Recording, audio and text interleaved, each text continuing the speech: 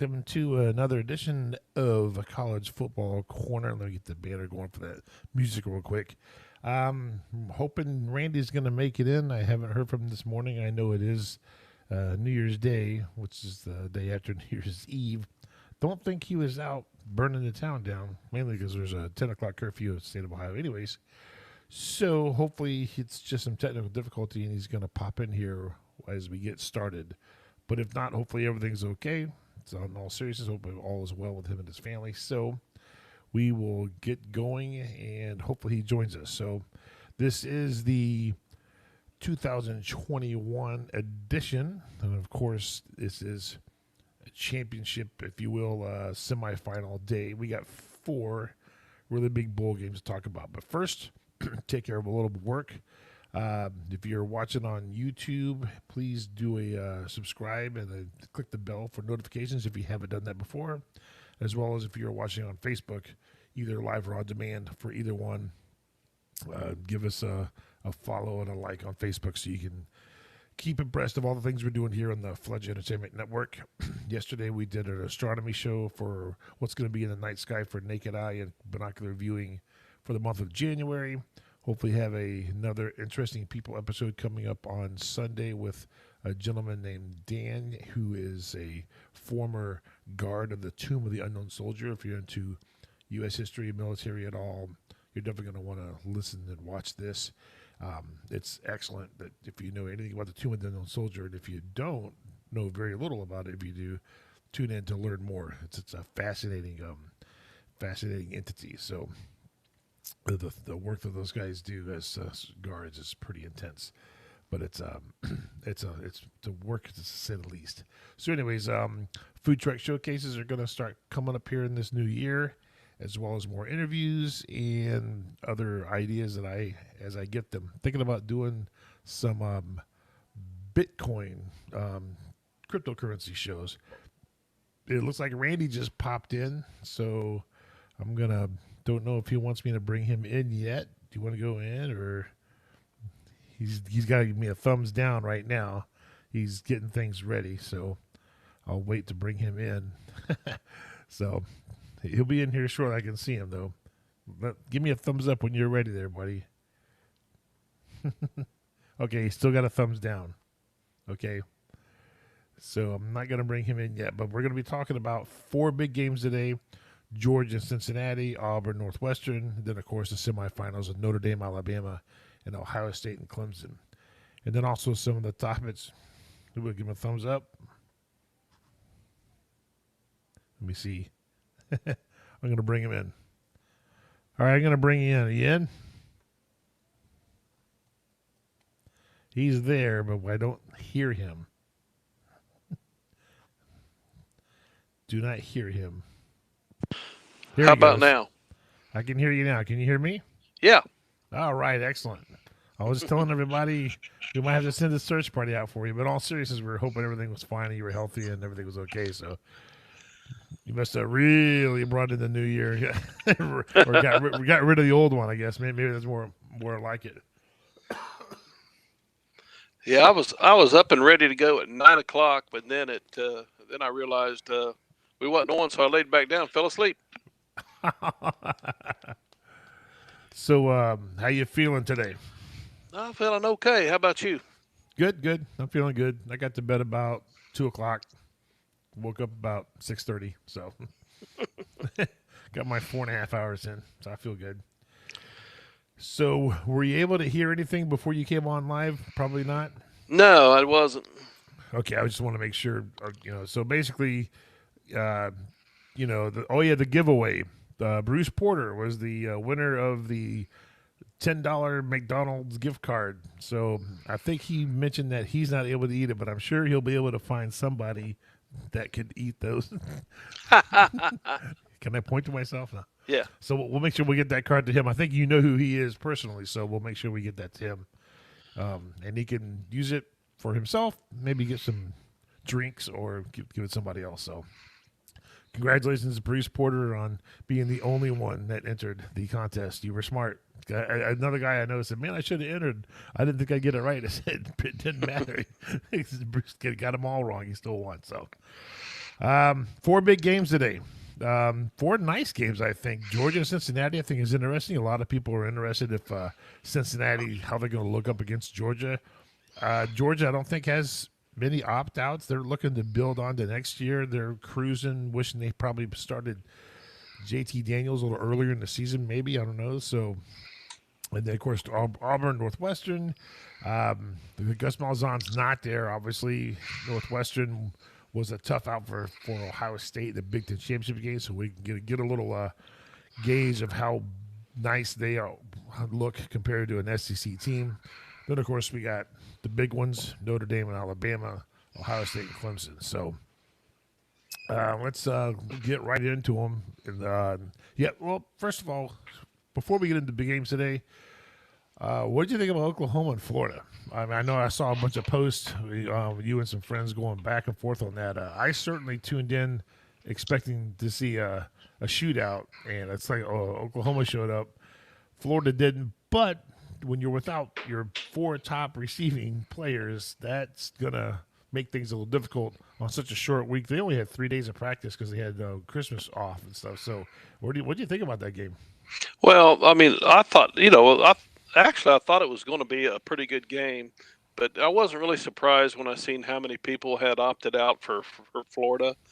And, the couple of, I didn't think it was going to be that bad, but, when a team, we know what happens when a team loses its edge and, just doesn't show up basically. I don't think that Oklahoma is that much better than Florida, but the way it went, and one of the arguments with I was going back and forth with people. One of the arguments he's going, well, you know, um, Florida missing those guys didn't give Oklahoma 600 yards of offense, and I'm like, well, I have to disagree. If you don't have your top offense out there and you can't keep the ball, we all know in today's world, offenses are gonna get yardage. So if you can't keep the other team off the field, and I think they actually had like seven starters that didn't show up for that game. So once I saw that, I wasn't all that surprised at what happened. Yeah, it. I did. I wasn't. I didn't know about the four top receiving players not being there, all opted out. And the guy brought up a good point on the broadcast that they had Christmas off, so they had 3 practices after those guys opted out to get continuity between the quarterback and four and all new receivers basically, and that is a little tough. And I saw some drops. I saw a couple bad throws by Trask, and it seemed like Oh it was yeah, one of those things where everything that went wrong went in the other side's end zone real quick. Because it was what 21-0 right off the bat, or 17-0, and then bang bang, it's 17-14. So oh yeah, and Florida still had 500 something yards of offense, so it wasn't like they were. They look like a team when you look at all the numbers that could score points but couldn't quite get it in the end zone when it mattered. And I'd be more likely to think. And one of the topics I have is if we had 8 teams in the playoffs, and Florida's one of those teams, none of those guys opt out. Now, what does Florida look like? And I think it's a much better looking team than what played the other day. hmm And you look at Oklahoma; they're all young, freshman quarterback, freshman receivers, and they're out there playing for next year basically, and a little bragging rights because they know, right. hey, we got a chance here to be an SEC team, and they surely took advantage of it. So their defense did look good. There was no doubt about that. So, especially for a Big 12 defense, I don't know how many of those guys are coming back and anything like that. So I don't know what Oklahoma really. I don't know if it's really told us anything about Oklahoma, other than maybe they're probably going to be at least as good as they have been in years past with that new quarterback and that going hmm forward to next year. Florida, on the other hand, Trash going pro. Those other guys all opted out.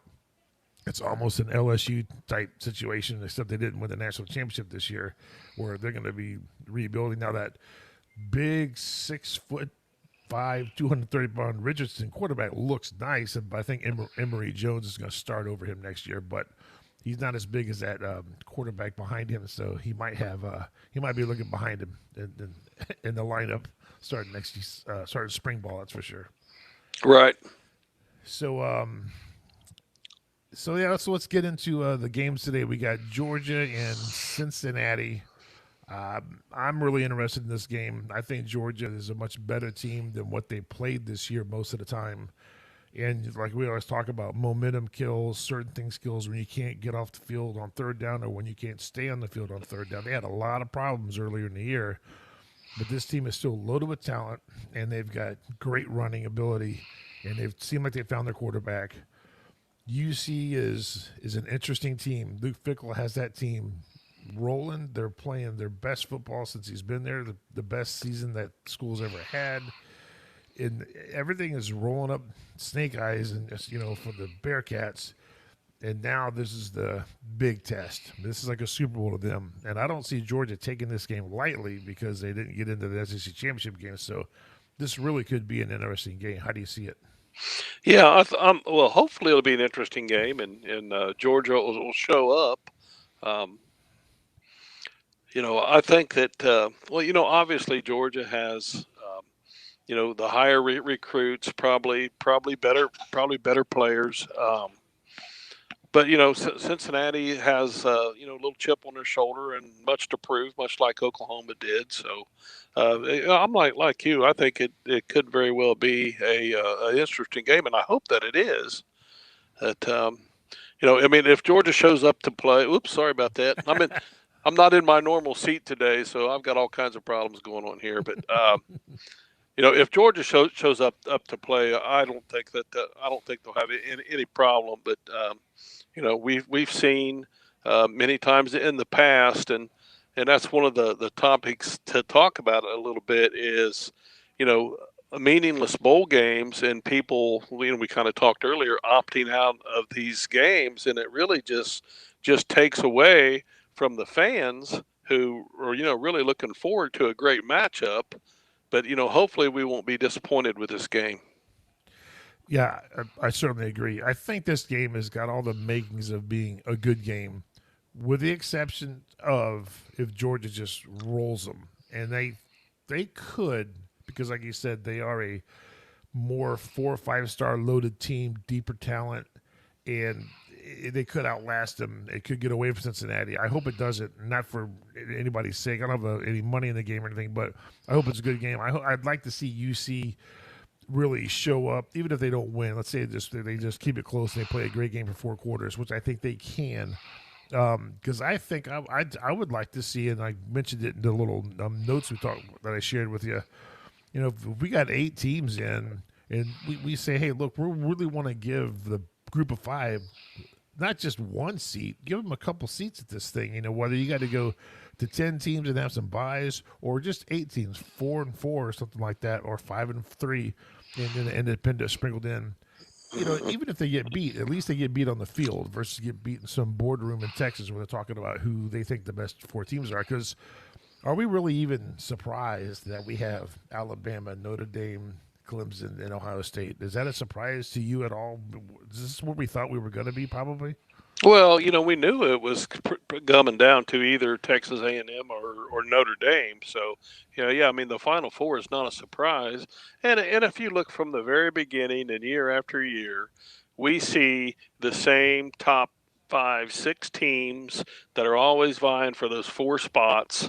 And I mean, there's always a surprise team. Whether it be Cincinnati, BYU, TCU, someone like that. There's always a surprise team that's in there that and a lot of people feel like, well, they deserve to get in and have a shot at this. But I really wonder if they do get that chance, are they really going to be able to compete with the big boys, so to speak? I certainly agree. I think let's just say they started next year with 4 from each of the 4 Power 5, 4 Group of 5. I think for a couple of years, probably Group of 5 gets smoked pretty good, maybe except with exception for one outlier. But now you can recruit and say, hey, look, we got legitimate shots into the college football playoffs, so you can go to LSU and sit on the bench for a couple of years, or you can come here and start for 4 years and be playing right away. So I think it's a good recruiting tool. And then you bring these bowl games back into play for these tournament games, the CFP tournament, like you're doing now, the Mm-hmm. Rose Bowl, the Sugar Bowl, and all now of a sudden the bowl games mean something because, when we were kids, Rose Bowl was the greatest thing to win in this territory, so to speak, or the Orange Bowl down in the South. There really was no push for national champions like there is now, and it's just made bowl games, if they're not part of the CFP, they're just really not that big of a deal, and they're not filling the stadiums. And this year is an outlier, but even last year, nice big state. The Rose Bowl may be the exception, but that's a California thing, I think. But just in general, a lot of the then there's so many bowl games, it's ridiculous. I can't even count you how many. Somebody won the Mayonnaise Bowl the other day. It Yeah, was, I'm Duke's like, Mayonnaise Bowl. I'm like a Mayo Bowl. Okay, I think I've seen it all now, but there's probably one even worse than that that hasn't come around yet. So I would just like to see it be where you give some little guys the chance as well as the big guys, and I think it'll be more meaningful games, more TV revenue, and then it'll bring up, I think. It might even pull away from those 4 or 5 teams that are getting everybody in the Power Five, spread it out a little bit because you got more teams than both the Power Five and the Group of Five with a chance to get in. You don't want the ultimate parity like the NFL where you never who knows who's going to win anything.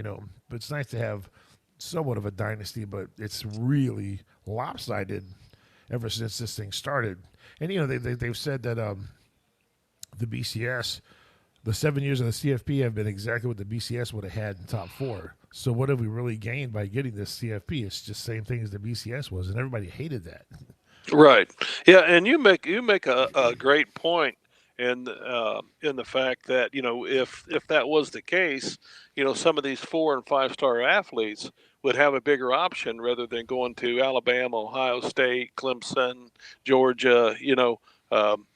Like you said, then they can go to a Cincinnati or something to get more playing time, and maybe that would even the playing field a little bit more for other teams, and especially some of the smaller conference teams.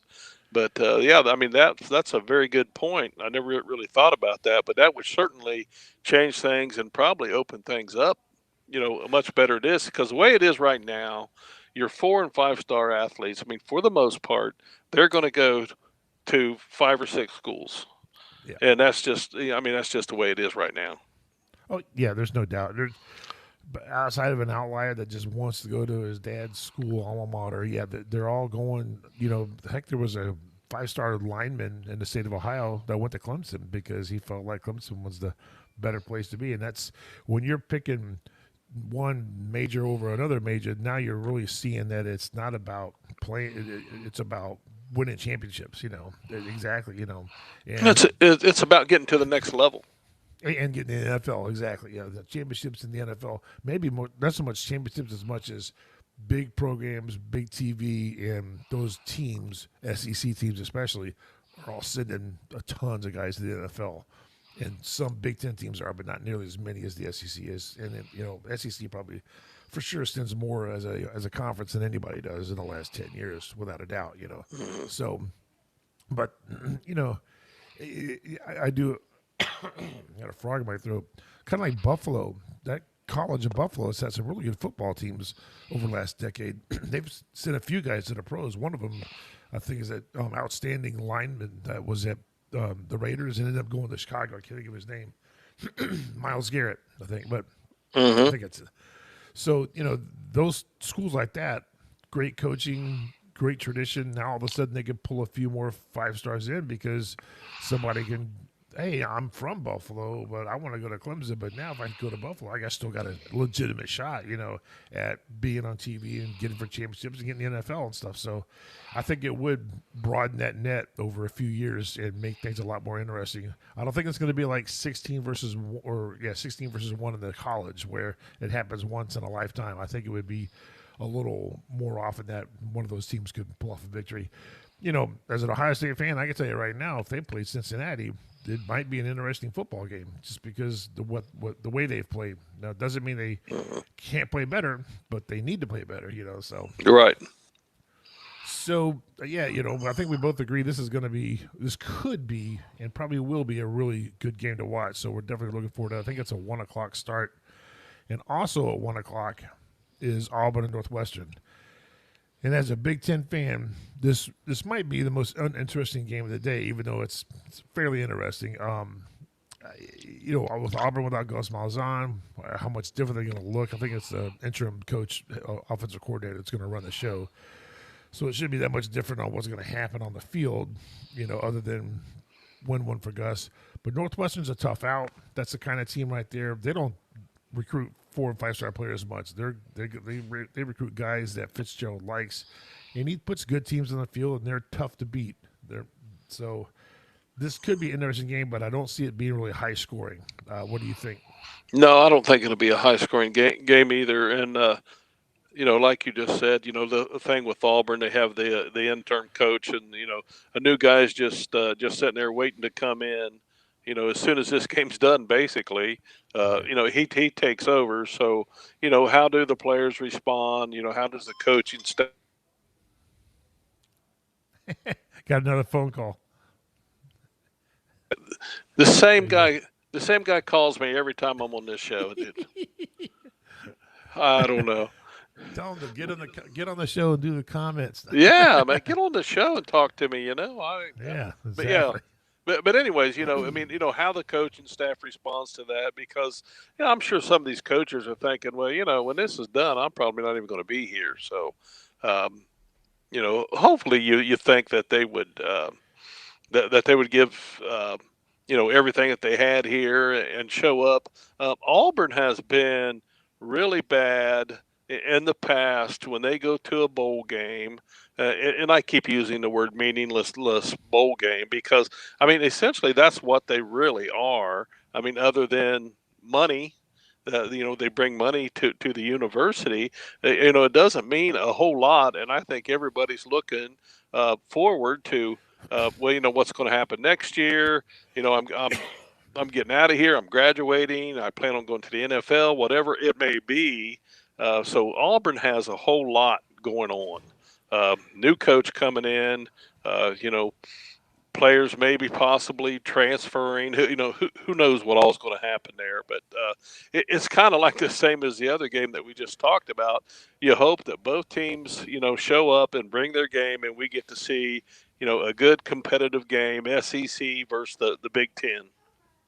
Yeah, I don't disagree at all. When I looked at the Georgia UC game, I see Georgia is a team that is looking towards next year. I know they're going to everybody lose seniors and stuff like that, but they're as a team, I see them saying, "Hey, now we got something. Let's look towards next year." Auburn, I'm not sure where they're at with that. I'm not sure if Bo Nix is going to be the starter next year. You don't know with all the new, so you just wonder, like you said, if the new coach was there, maybe, but it's an interim coach. So is that better for continuity or not? I don't know. But Northwestern wants to win this game. This is like Northwestern doesn't have national championship aspirations. I'm sure everybody wants to win it, but the reality is that's not on their bulletin board. So this is a game. Hey, we got a chance to go up and pound an SEC team. That's what we're going to try to do, and that's what sometimes has happened to Auburn as well as LSU. Okay, say hi. Hello. Hello. Okay. I'm making a very, very parfait. Okay. So that doesn't bother me at all. But anyways, yeah, what was a few years ago, Auburn got beat by UCF. And then a lot of people were like, "Yeah, Auburn didn't care, and UCF really cared." Yeah, And that's true. I don't really disagree with that. I'm sure there's some players, but as a whole, it's not the same. If that was Auburn playing Alabama for the SEC championship, it'd be totally different. And I agree that LSU's the same way. So when you got a team that every year is thinking national championship versus a team that every year is just trying to hopefully get to the Big Ten championship, a la Northwestern, it's different mindsets. These guys want to play. These guys know. Some of these guys know they're never going to play football again. A lot of the other guys in Auburn are like, "Hey, we're going in pro and blah blah blah." So it is interesting. It is interesting and dynamic. So I'm going to take Northwestern in the upset. I'm just going to think they're going to be a little more put together and sound and a low scoring game. I'm not. I guess I'll put I don't know, maybe a 17-10 score on that game. That's pretty low scoring. I'll go. I'll go 24-17. Um, I'm gonna go with Auburn. Um, Okay. I wouldn't be surprised if Northwestern would. Like I said, I turn these games on, and a lot of times I'm really just disappointed when I find out, right off the bat, much like the Florida game, well, this guy's opting out, this guy's opting out, because I don't look at that ahead of time. If I find out just when it's starting, and right away, you're kind of disappointed. That's why I've always been a big proponent of the 18 playoff. That's going to give us bowl games that are going to be much more worth watching, because players don't opt out when they're playing for you know the possibility of a national championship. You don't see it in college basketball, because those teams, hey, we got a chance. Right. I would love to see just a different format, like you were saying. Right now, we get the same four teams, no matter what formula that they're using. But I would love to see them open up, give us better games to watch, give players more incentive to play, and I just think that these type of games would be so much better to watch.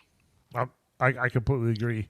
There's a few formulas, and we could talk about that for sure in great detail when we do the national championship show, because there's some really interesting formulas for how they can set that up to make it very interesting, very fair, and still have the regular season matter, which is a big deal to me, because in college basketball, the regular season don't mean squat except for rivalries.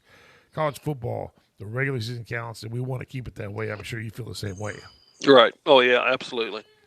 So we'll do a feature on that in our last show for this season. So now we've got the 4 o'clock game, CFP first semifinal, the big fighting Irish against the number one ranked undefeated Alabama Crimson Tide. Big smile on Randy's face. No. I just, you pretty much know how I am now. I'm just not confident until I see a final score. You know, people can predict and say whatever they want. Everybody, they're going to blow out Florida. It's going to be, they're 21-point favorites or 23-point, whatever it was. And we came down to a nail biter where it was very, Florida had the ball at the end of the game, and if they score, they win. Uh, so I'm just not real confident until I see a final score here. I don't think that Notre Dame is going to look like they did against Clemson. I think that Yeah. they're going to look better. I mean, I know they know that they have to look better, regardless if they win or lose, Right. and in just everybody's eyes, because right away everybody's, well, Notre Dame doesn't belong, so of course that gives them a chip on their shoulder right there, and of course I mean they want to prove something here, so this game could be pretty interesting. It's of course they get a few turnovers, you know targeting calls, whatever happens to change the dynamics of this game, who knows until until until we see it. Right. Yeah. It's one of those games, like you said, we talk about a lot, that all things being equal, it comes down to intangibles. Do you turn the ball over too many times? Do you turn the ball over in the wrong place? Do your mistakes go count against you as for touchdowns versus field goals? Are you scoring touchdowns versus field goals? But just on paper, I definitely see this being a decent tilt to Alabama. Maybe a 10 to 15 point victory on paper, because I think they're just a little bit better in just about every area. Mac Jones a little bit better in the handbook. The running game better. Harris, great receivers, and both teams. Earlier in the year, it was Notre Dame's defense, and after what happened with Clemson, it makes me wonder how great their defense is.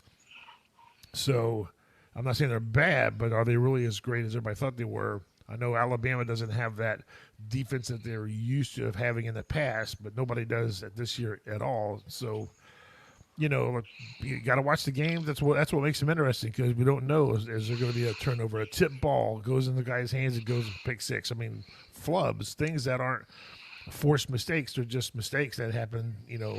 Unforced errors and stuff. So this could and should be a really a really good game, and I'm definitely going to take Alabama. I know you don't like to pick them, and that stretch, so I understand that much of the same way I don't like to.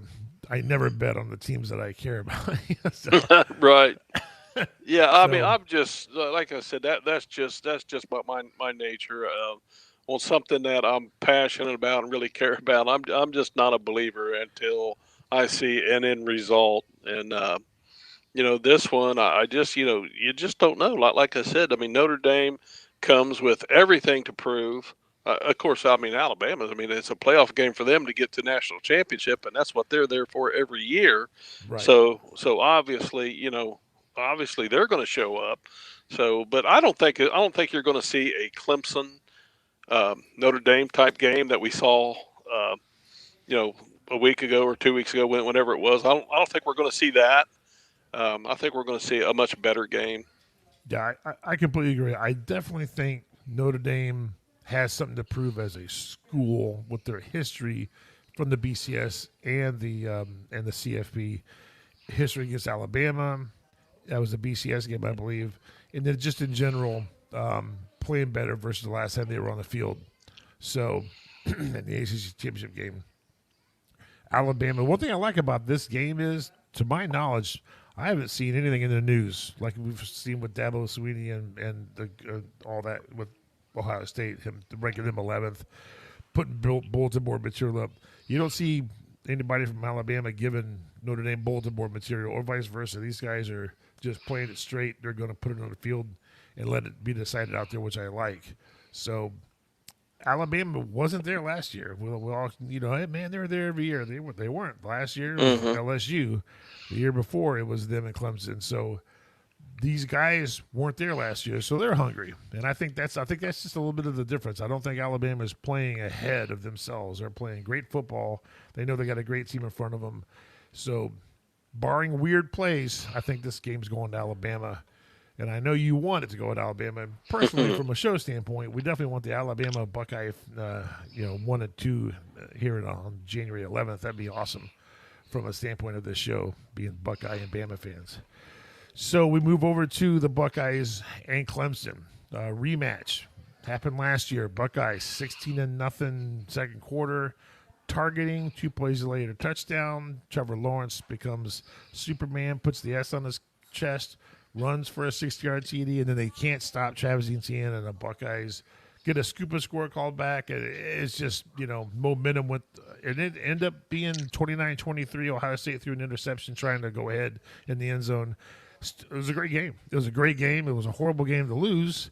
It's a great game, though. I mean, all the way around, it was a great game. So I think this year could be as good of a game. Different players on both sides of the field. Some of the same key guys are back for Clemson. Not as many for Ohio State, especially on defense. Ohio State looked real good against Northwestern on defense, but that was Northwestern, so that doesn't necessarily show us anything for an offense like what Clemson has. So as a Buckeye fan, obviously I want this one. We're 0-6 lifetime against Clemson. I want to get the monkey off the back on that one. Boot this team, and Dabo Swinney and his big smile and his goofy whatever. It's just, you can tell how many love for Clemson. But as an analyst, I'm definitely favoring Clemson in this one. I just think Clemson, and it really comes down to, I think they got a few more better players. They're all coming back they're better than us in the running game, notwithstanding the 331 yards, 331 yards that Trey Sermon did against Northwestern. If Ohio State comes out running Trey Sermon for 300, then yeah, we're going to win this game. There's no way. Yeah. I don't think that's going to happen, but I hope it does. Make no mistake, I'm a Buckeye fan. I want them to win. I hope they come out. I think that's the recipe, is running the football, especially this year. Whenever they've run the football, they've done a lot of things better, and they seem like they got that going in the second half of that Northwestern game. But Trevor Lawrence is the real deal. I think he's going to be a great pro. He can make all the throws. He's big. He can run. He's hard to bring down. They got a great running back. Their defensive coordinator just is a complete stud. He has been for years. I wish somebody would take him off that team and put him in the Big Ten as a head coach or something. So, but that's the fan talking again. So, anyways, Right. as a fan, I want the Buckeyes to win. As an analyst, I'm giving this one. I'm giving the tilt and advantage to Clemson. I'm not saying they're going to win because I can't do that, but much like you don't want to do it with your team, and I understand that. Mm-hmm. So I'm not gonna say Clemson's gonna win, but I think they had an advantage in overall. Bulletin board material aside, I'd love for Ohio State to turn this into Ohio State and Miami, where nobody gave Ohio State a chance against the Hurricanes. I mean, 35-0 Hurricanes were rolling, defending national champions. Nobody thought Ohio State would win that game, and they won it. There was a lot of controversial calls in that game too. Blah blah blah. So I'm done talking. What do you think about this game? Well, I think that one thing, and of course, Ohio State fans are still kind of griping, whining, whatever you want to call it, about what happened last year. But one of the things, and you and I talked about this once before, one of the biggest things that I think happened in last year's game was that, regardless of who got the call or whatever happened, Ohio State basically got shut down. And I just think that at halftime, Clemson made better adjustments than Ohio State did. And I think that was the difference in that game. And Ohio State did let the lead get away from them. This year, of course, like you said, a whole different thing, and a whole new start and everything. And actually, I think this is going to be a really close game. I think it's going to come down, fairly high scoring, 35-38, and Ohio State wins. They've got, they're going to beat Clemson sooner or later. It's too good a program not to. Clemson is Right. Absolutely an elite program, but so is Ohio State. But like you said, they got to get the monkey off their back sooner or later. And like I said, a little bit of bulletin board material. I don't know why in the world that Dabo would say that they're, not even put them in the top 10. I mean, you couldn't get any more. You couldn't get better bulletin board material than that to motivate a team. And why he would do that, I have no idea. But I think this is going to be a really good game. I think it's going to be a really close game. And it's my opinion, it's going to be the best game of the day. It could be. There's obviously the fluke plays are the ones that change everything and stuff like that. But I definitely see this being a really good game. Like I said, I tilt towards Clemson from an advantage standpoint. I want Ohio State to win.